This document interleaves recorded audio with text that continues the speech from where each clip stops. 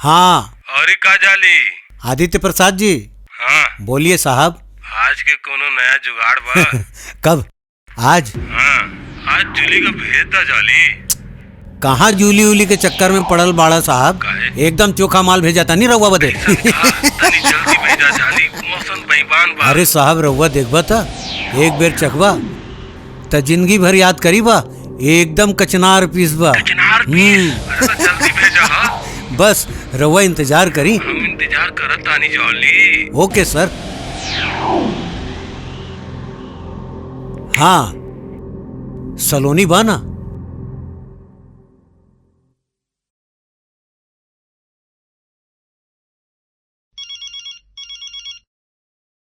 Hello. हाँ सलोनी। जी सर। आज दोपहर में होटल सायोनारा पहुंच जाई है। वहाँ पे वो आदित्य प्रसाद साहब आइल बाड़े, उनका खुश कई दी है बस। जॉली आज नहीं, आज हमार शूटिंग बा। आज नहीं प्लीज। का बात कर रहल बाड़ू? तहरा जाए के ताजे पड़ी। Please jolly. अरे दिल्ली के बहुते बड़ फाइनेंसर बाड़े, अगर वो खुश हो गई ले ना बहुते बड़ फिल्म शुरू हो जाए। लेकिन जॉली आज। लेकिन कुछ नहीं, तोके जाए के ताजुए पड़ी, वरना एक बार हम चल जाए।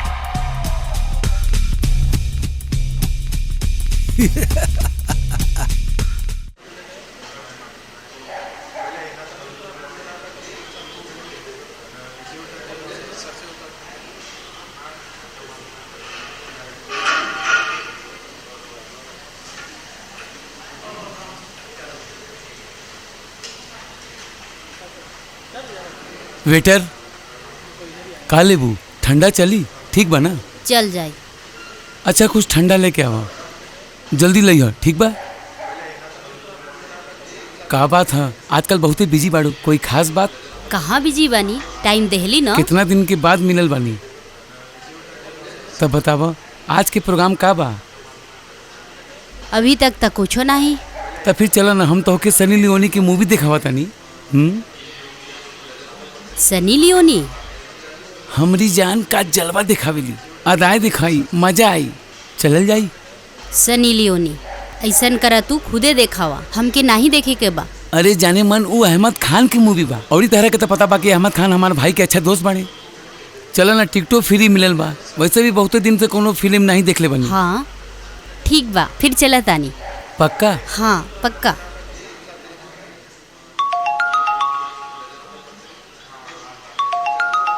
सलोनी? हाँ बोला सलोनी, कहाँ बाड़ो तू? हम रॉकी के साथ बानी। हम बहुते टेंशन में बानी पायल, प्लीज अर्जेंट तोहरा से मिले के बा अभी के अभी। टेंशन में का भइल? नहीं हमके अर्जेंट मिले के बा, तू आवा। ऐसन कर तू घर पहुँच जा, हम आधा घंटा में पहुँचा तानी। ठीक बा? ठीक बा, जल्दी आवा। का भइल? सलोनी के फोन रहल, बहुते टेंशन में रहल। का बोला ताटी वो? हम ओके घरे बुलौले बानी। चला चली जा। हाँ ठीक बा।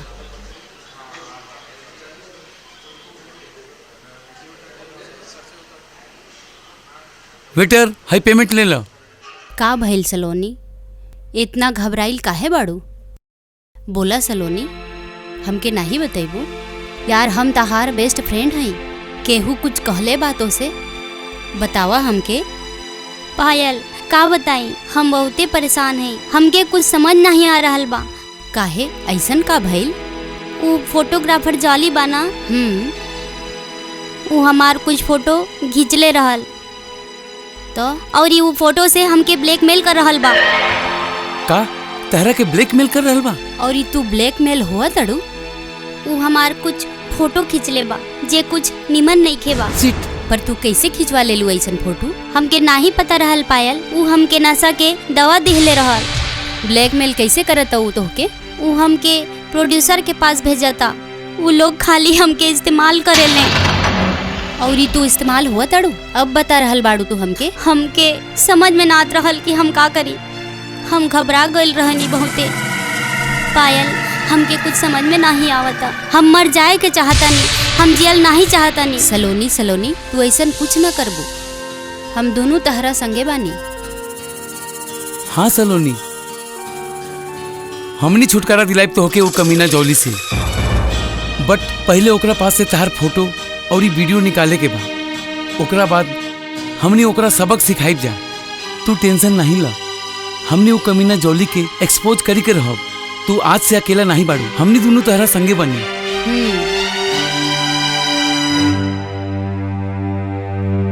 ठीक बा।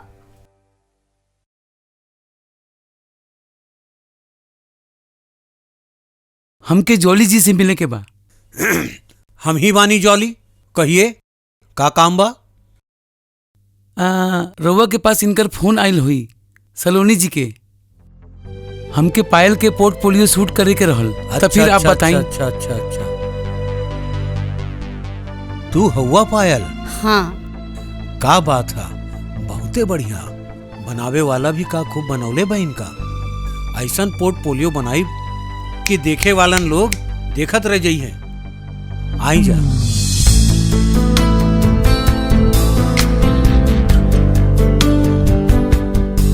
आई बैठी, बोली जा। वैसे रउआ कितना चार्ज करता नहीं? 5,000 रुपया से लेके 2 लाख रुपया तक ले होएला। 2 लाख? इतना अमाउंट डिफरेंस? वैसे रउआ लोग छोट फिल्म बदे स्ट्रगल कर रहल बाड़ा कि बड़ फिल्म भी करल चाहताड़ा? ऑफ कोर्स सब केहू बड़ फिल्म करल चाहताड़े, तो वही बदे बोला तानी। हाँ, तो सलोनी के रेफरेंस आयल बाड़ा तो 1 लाख रुपया हम फाइनल कर डालब। ओके ठीक बा। हाँ तो डील पक्का रहल? ओके डन। ओके फिर ठीक बा। रउआ जे फोटो खिंचबा उसे हमके फिल्म मिल जाई ना, वैसे हम हीरोइन लाइक बानी ना। अरे कैसन बात करा ताड़ू, सनी लियोनी के बनौले बा? हम ही ओकरा के भट्ट साहब के पास के भेजले रहिले, हम ही। वाह का बात है। तब फिर रउआ सुबह स्टूडियो आ जाई है। आवत आवत रउआ कुछ अच्छा ड्रेस भी लेते आई है। वैसे बाकी ड्रेस तो हमरा लगे है बा, लेकिन फिर भी वैसे तू भी कुछ बुरा नहीं खे बाड़ा। तू काहे ना ट्राई करा ताड़ा?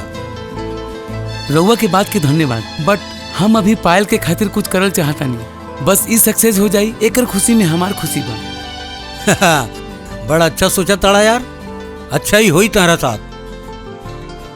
कल सुबह स्टूडियो में 9 बजे मिलल जाए। ओके ओके मिलता नहीं, चलो ओके बाय।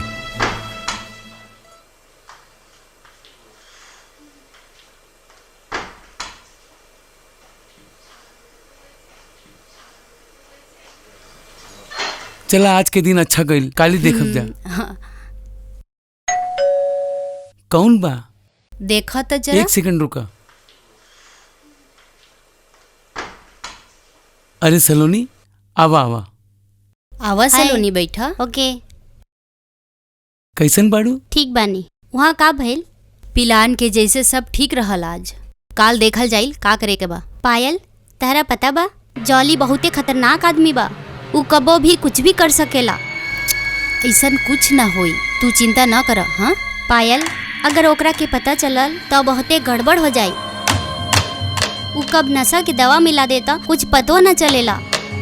कहीं उ तहरा संगे भी। सलोनी ई सब तू अब हमनी पे छोड़ दा। उ जॉली के का करे के बा उ हम देख ले। उ अपन स्टूडियो में बुला के सबके नंगा करेला ना। अगर सारा दुनिया के सामने ओके नंगा नहीं कैली ना तो रॉकी हमार नाम नहीं। Thank you. चला पायल, अब हम चला तानी। अपन ख्याल रखी हा। बाय। आराम से। Bye. 1 second. Okay bye. Bye by.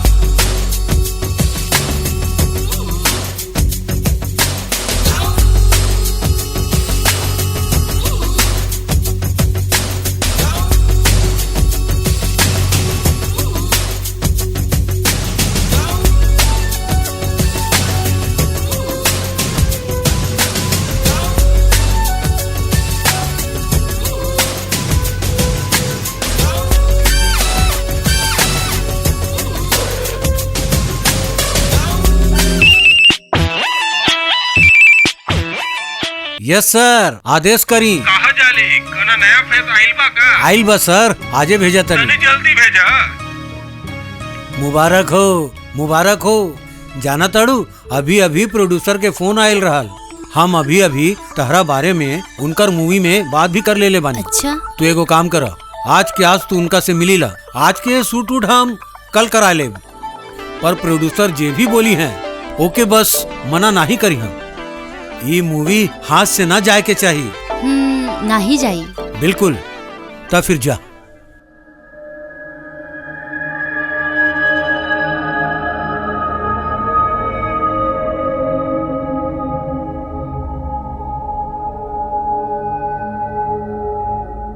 हाजी सर, कहा जाली बोला। भेज देले बानी, ऐसन का? संभाल लिहा। हम तो संभाले खातिर बैठल बानी। ठीक बा। का हम अंदर आ सके नी? यस।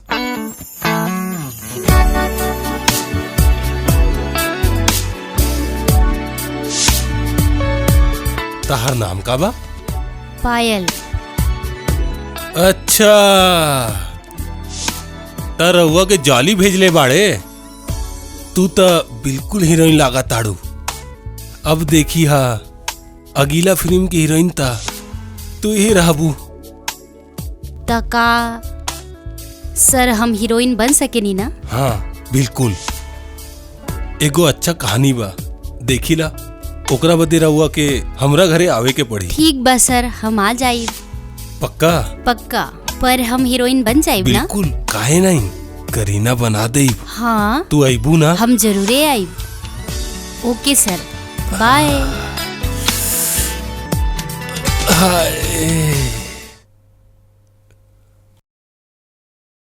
रॉकी, हमके सांच में बहुते डर लागता, कहीं जॉली अपन मकसद में कामयाब ना हो जाए और ये हमार हालत सलोनी जैसन हो जाई तो हम तो होके मुंह दिखावे के लायक ना रह। हे कम ऑन, तू टेंशन ना ला, तारा कुछ ना होई। हमरा पे भरोसा बा ना, हम तारा कुछ ना होवे देव। बस केहू भी तरीका से ना वो कमीना जॉली के एक्सपोज करे के बा। हम परछाई नियन तहार हमेशा साथ रहब। बस तू हिम्मत ना हारिया पाए, ठीक बा? तू हमरा संगे हुआ था, हमके जमाना की कौनो फिक्र नहीं बा।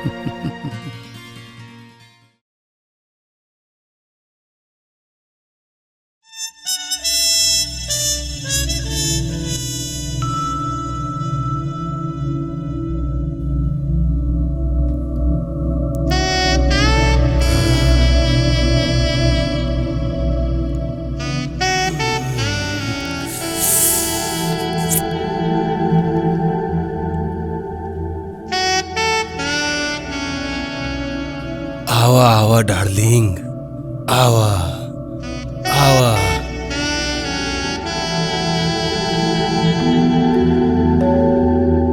एकर का काम? राउर फिल्म कब शुरू हुई? अब तब बहुते जल्द बनी। तू देखा, हम तो के कहां से कहां पहुंचावा तानी।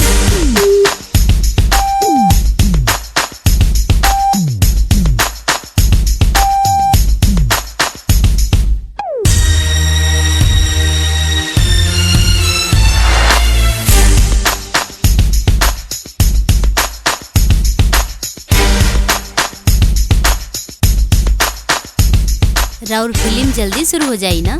अब तो बहुते जल्द शुरू हो जाई हमार जाने मान। तनी बैठा ना।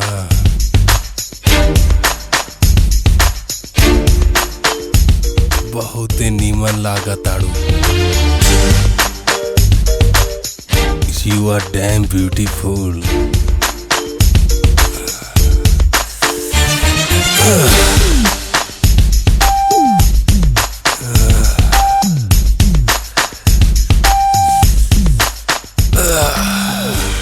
बहुते नीमन बा।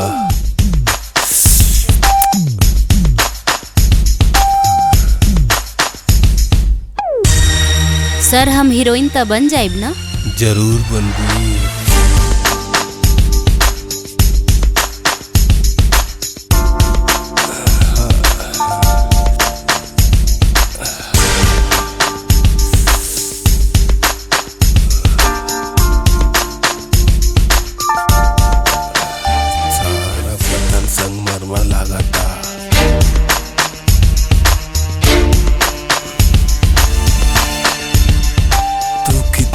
कम सीन बाड़ू, तू तो हीरोइन जरूर बना।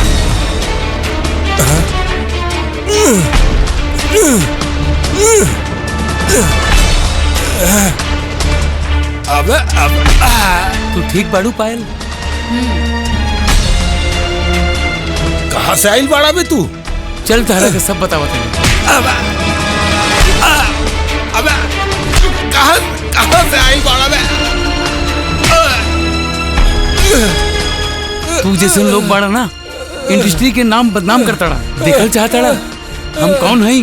नहीं चला नहीं।